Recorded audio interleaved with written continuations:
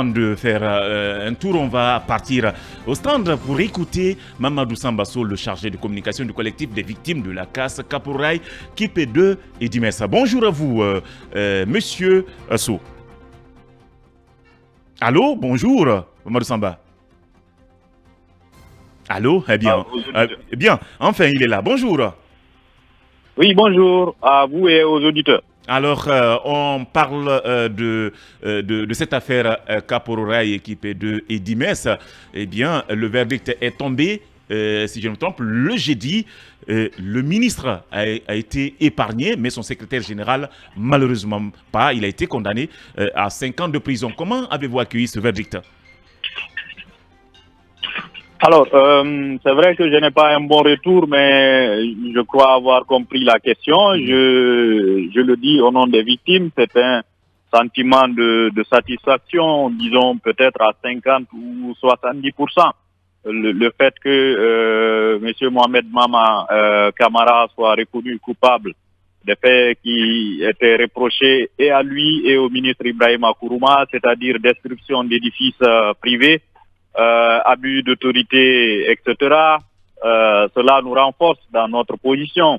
C'est la clarté, donc ça veut dire que l'État guinéen, la justice guinéenne rend en quelque sorte l'État de Guinée responsable de cette tragédie, ce qui est arrivé, puisque la casse a été faite en totale contradiction avec les lois guinéennes, la Constitution, mais également le Code foncier et domanial de la République de Guinée. Maintenant, pour le cas du ministre, c'est lui, en quelque sorte, l'architecte.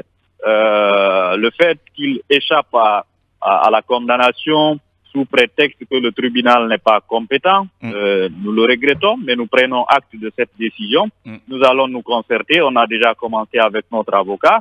On déterminera dans les prochains jours la démarche à suivre, mais rassurez-vous et on rassure toutes les victimes que M. Ibrahima Kourouma, s'il échappe à la justice guinéenne, n'échappera pas à celle internationale, y compris la Cour de justice de la CEDEAO. Bien, allez-y, Khalil. Oui, est-ce qu'on pourrait savoir sur la base de quel élément le tribunal a condamné?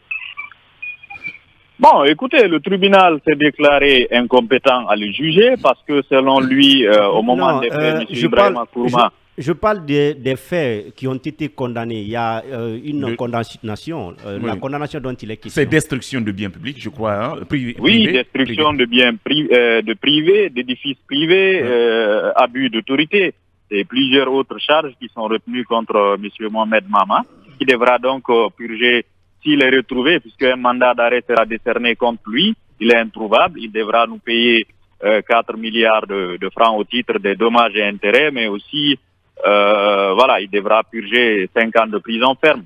Et ça, nous invitons les autorités compétentes à faire toute la lumière, à le localiser pour qu'il puisse purger sa peine. Maintenant, le cas de M. Kourouma ne nous inquiète pas, parce que après, s'il échappe à la justice guinéenne, comme je le disais, il est actuellement en prison dans le cadre d'une autre affaire liée à la CRIEF. Et après, nous allons voir quelle suite donner à cela. Mais M. Mohamed Mama, il faut aussi qu'on le précise, c'est lui qui a signé l'ordre de mission qui a été déposé en 2018 à KIP2.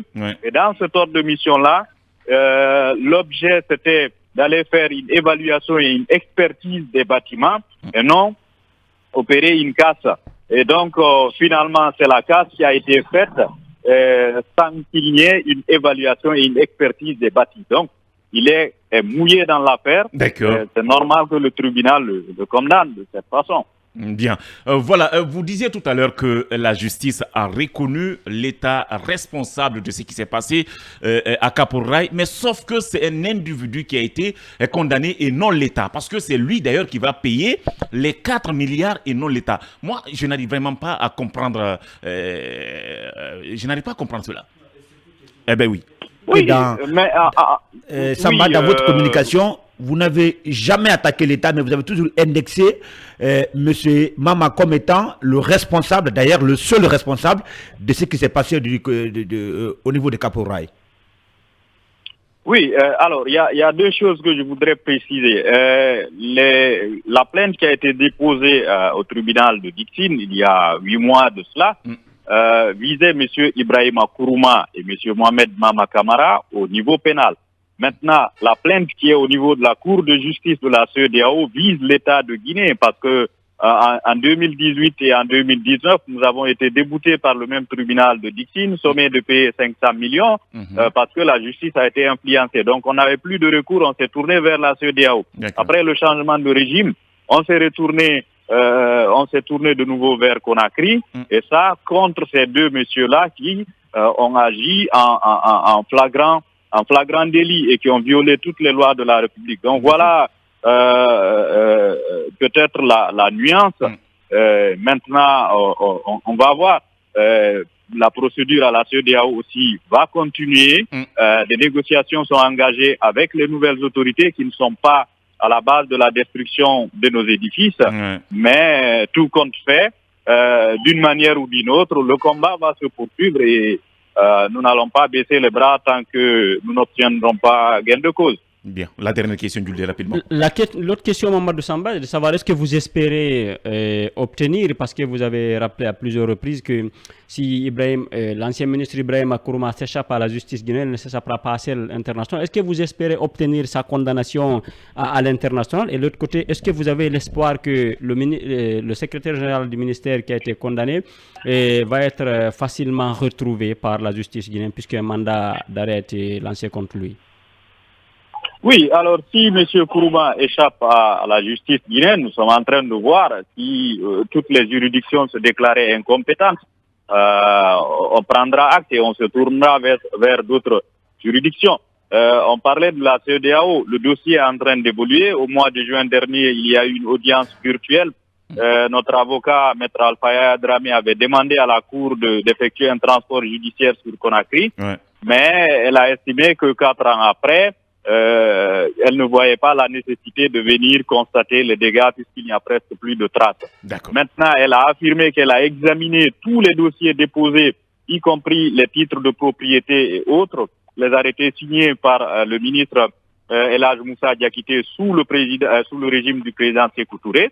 Et elle a affirmé aussi qu'elle a regardé minutieusement la vidéo de M. Alpha Condé dans laquelle il déclarait en 2016 que les victimes de Kapororaï ont été injustement spoliées par l'État et s'engageaient donc à les rétablir dans leurs droits. Donc nous avons la ferme conviction que si on n'a pas de gain de cause à Conakry, on obtiendra gain de cause du côté d'Abuja ou de la Cour africaine des droits de l'homme.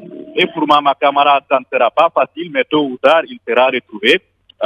Voilà, il nous doit 4 milliards, et bien seront identifiés et la justice fera son travail. Bien, Mamadou Sambasso, le chargé de communication du collectif des victimes de la casse de Kapororaï équipé 2 et d'Imes en direct dans cette émission. Merci infiniment à vous, Monsieur Sow, d'avoir accepté de répondre à nos questions. Merci beaucoup.